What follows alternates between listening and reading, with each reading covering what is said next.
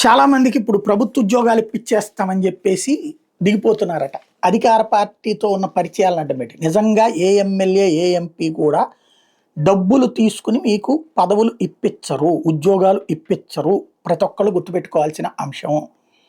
ఒకవేళ ఇప్పిస్తే ఏ అవుట్సోర్సింగ్లో ఇట్లాంటిది ఇప్పిస్తే అవేమీ శాశ్వత ఉద్యోగాలు కాదు.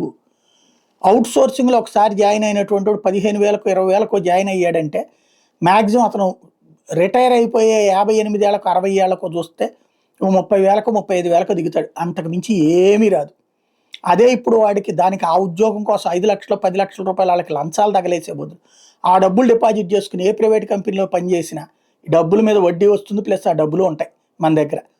అనవసరంగా దీంట్లోకి వెళ్ళి ప్రభుత్వ ఉద్యోగం అని చెప్పుకోవడం తప్పించి దేనికి పనికిరాని ఉద్యోగాలు ఇవన్నీ కూడా.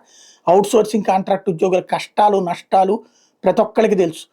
ఉద్యోగులు ప్రధాన ఉద్యోగులు పనిచేయడం మానేసి మొత్తం వీళ్ళని ఎత్తిని రుద్దేస్తారు. వీళ్ళు రాత్రి పగలు పనిచేయాలి. చివరికి వచ్చేటటువంటిదేమో బెత్తెడు, గుర్రం తోక బెత్తెడు.